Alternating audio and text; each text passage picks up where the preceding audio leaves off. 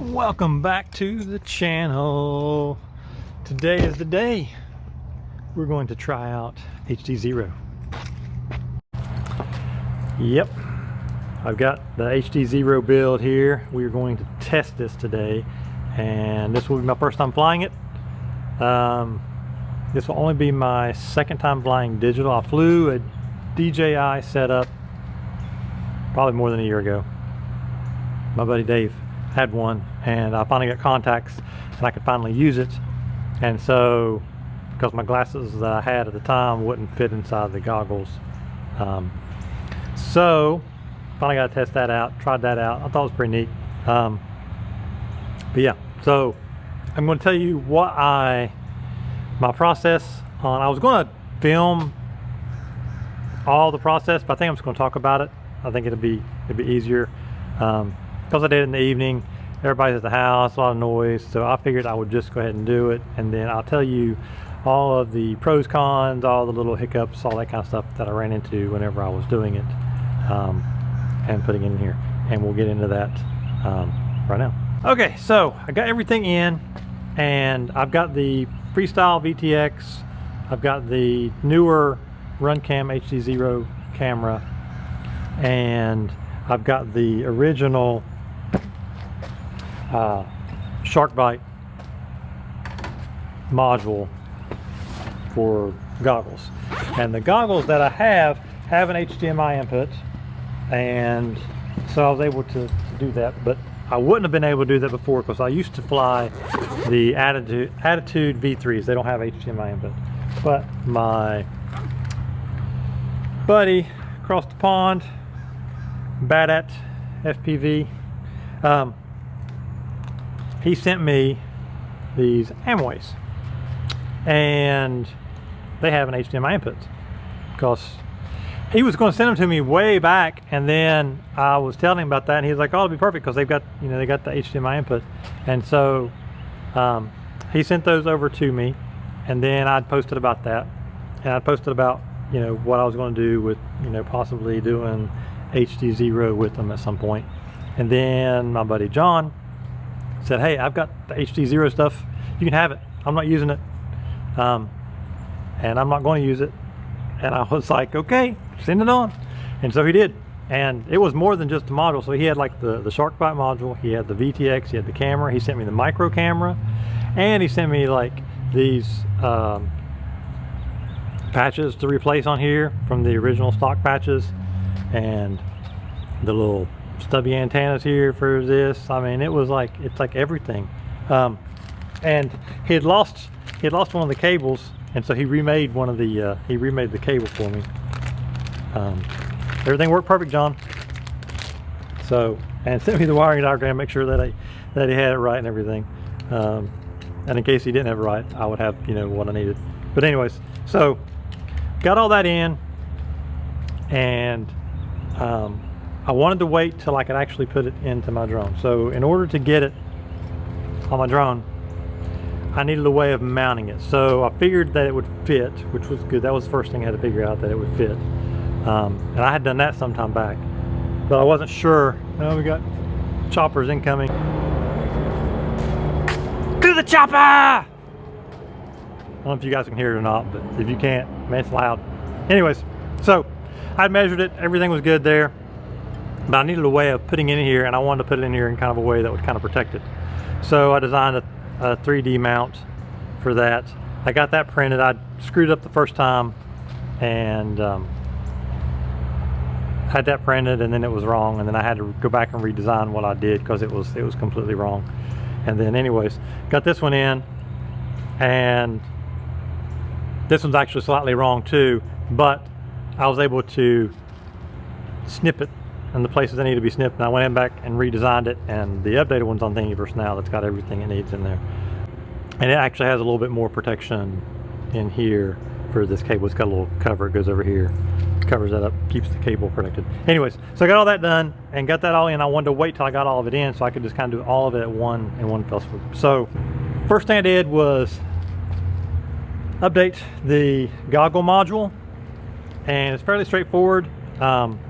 The instructions actually are really well done if you pay attention. I didn't pay attention. I'll get to that in a second. But anyways, so did the update on these, and then you use the goggle. It's got a little plug here on the bottom. You plug in, and then you plug your VTx into that, and you update that, and you can do the unlocking and stuff. And that's where I screwed up at. So I did the unlock originally, and I thought I did it right, but I didn't. You unlock it, you flash the unlock firmware to it, then you power it on, then that actually unlocks it internally. Then you update the firmware. What I did was I updated the firmware with the unlock, and then I updated it with the actual firmware, which just overwritten it, and it didn't unlock it. But anyway, so that's all good. Overall, pretty happy with it. There's a couple things that I don't like so far, and I haven't even flown this yet. I've looked at it through the goggles, and it looks amazing. But a couple things I don't like. One, that thing is freaking huge. Man, we got to do something about that. I mean, it fits with, when I put cradle to mount for it, you know, it's got a 30 by 30 mounting. I don't know who would mount it here. I don't even know what kind of frame you could mount it on to even get it in there. And it gets freaking hot. So I don't think you'd want all that heat right around your FC anyways. So I don't know. That's kind of a bad design, I think. I'm not real happy about that. I don't like the way the plug is. See, it's on the side here. Comes out. So I've got, you know, this mount, and then I've got a slightly better version that I've redesigned that'll protect this cable here more. I don't like that. That's kind of dumb. I do like that the UFL connector that it's got here and the MIPI connector have little screw down plates that go over top of them to keep them from coming loose. That's awesome. That's excellent. Speaking of MIPI cables, I don't like those things. My God, they're a pain in the butt to get off. Anybody got any tips on how to get those things off without like screwing them up? I had to be really, really, really, really gentle. And I don't know that I was even doing it the right way, but I got it off and I got a new one back on because I had to replace the cable. That's one other thing I didn't like. So the cable that came with the camera by default is designed so that if you're mounting it in the middle here, and it would be, you know, plenty of space. But if you're going to mount in the back of a frame, which I don't know where else you would mount this, and typically in a freestyle frame, it's called a FreeStyle VTx. You know, anyways, so I had to replace the MIPI cable on the camera. That's a pain in the butt, man. Anybody got tips on that? So that's one thing I didn't like. Don't like the size of it. I don't like that the cable's right here, and I don't like that it has to have a capacitor. I know everybody and their brother flies with capacitors now. Oh my God, you don't use a capacitor? Ah, it's the end of the world. You're going to ruin all your stuff. No, you're not. Now, if you're flying 6S, probably, because it's a lot more voltage. But on 4S, which is what I fly, you don't need a capacitor. But according to their documentation, a capacitor is mandatory, and this is only 2 to 4S. So I don't know what the deal is there. I guess they're just, you know, hedging bets. Is my guess is, you know, they don't want the thing to get fried inadvertently because some idiot does something stupid, so they tell you to put a capacitor on there to alleviate a lot of the problems. That's what I think. I really don't think it's necessarily necessary, but it's probably a good idea just to protect them from getting VTXs sent back when somebody does something stupid or crashes and the amp draw goes through the roof or whatever. It does come with the BEC. I didn't use it. I don't have space in here for that kind of stuff. So it's powered directly off of the battery, which is fine according to the documentation. You just need your capacitor. Anything else that I didn't like about it? Update takes forever. On the goggles, takes forever, probably 10 minutes. Thank God it doesn't do what the Avatar goggles do, which is beep incessantly. So it doesn't do that. It's nice and quiet, which is great. Anything else? Oh, takes barrel connector here. They make a cable. I went ahead and bought it. That lets you use like supposedly a 3S to 6S. I'm just using a 3S to power these. I don't know it. I checked it and it does output only like 2S power. So that's good. So I guess it's got some sort of regulator or something. It's some sort of BEC inside of it, maybe. I don't know. Somebody on a video said that the cable didn't, but according to what my meter reading is, it's only outputting, you know, 2S. So I'm guessing that it does. Anyways, I just use the 3S pack, so I don't know. Your mileage may vary with that.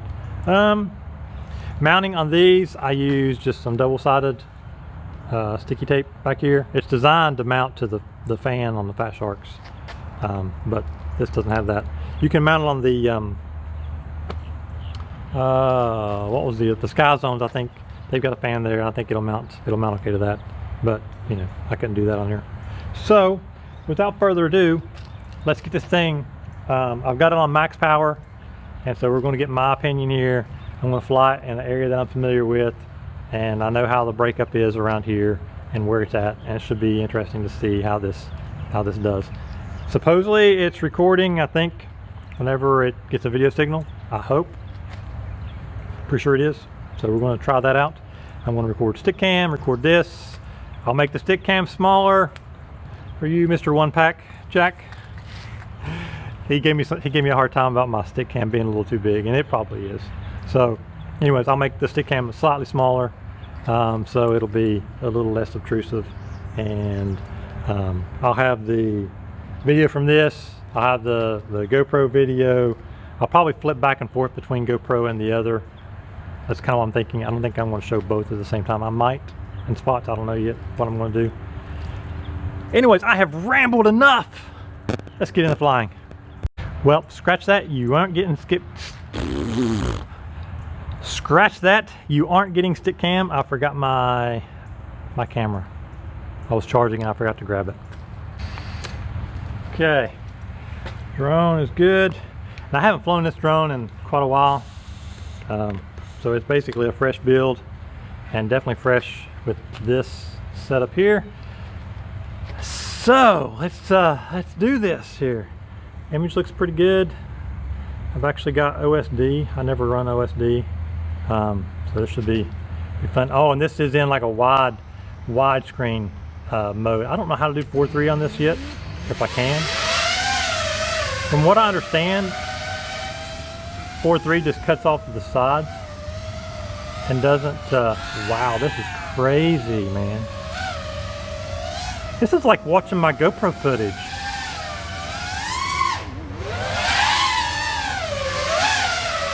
It's really like watching my GoPro footage. Oh my God.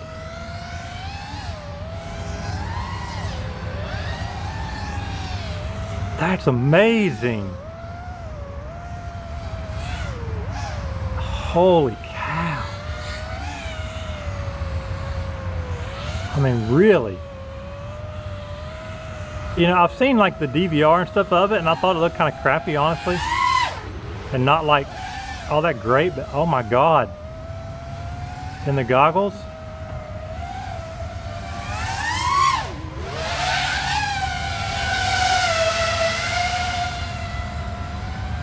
It looks so good. A little break up there.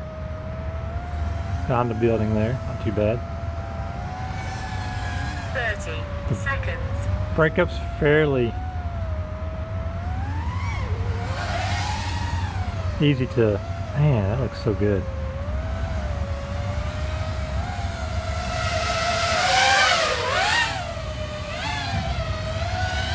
Dang. I'm getting adjusted to this 16:9 view though. It's a little weird. It feels a little weird. That's gonna take a little getting used to. I kind of like it in a way because it looks a lot like what my GoPro looks like.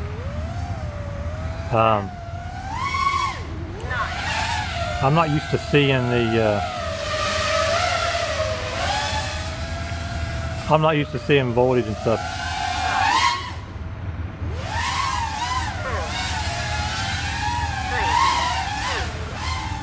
Man. Dang, I like it though. This is freaking amazing. Yeah, I'm not doing anything risky because I don't want to break anything yet. I'm not at the point I want to test durability with my mount stuff, particularly with the way that I've got that that mounted in there. All right, I should land. Oh my God.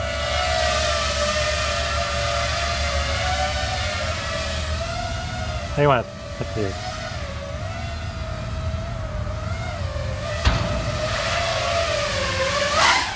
I had to do that. Man, that looks so good though. Dang, it looks good.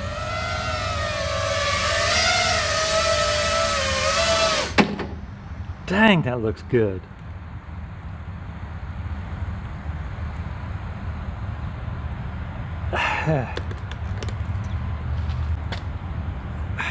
I don't have words yet. Hang on.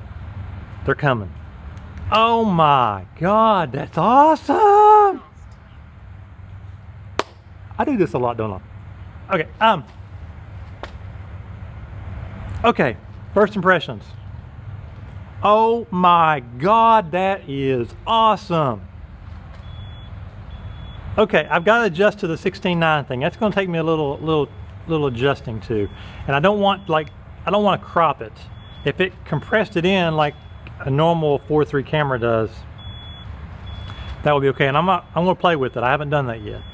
I think it's probably on the camera settings. So I'm going to play with that and see. But I'll probably just leave it. But oh my God.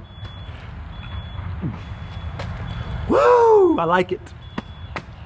I like it a lot. A whole lot. Camera looks really good. Video looks really way better than it looks in DVR. Oh my God, way better than it looks in DVR.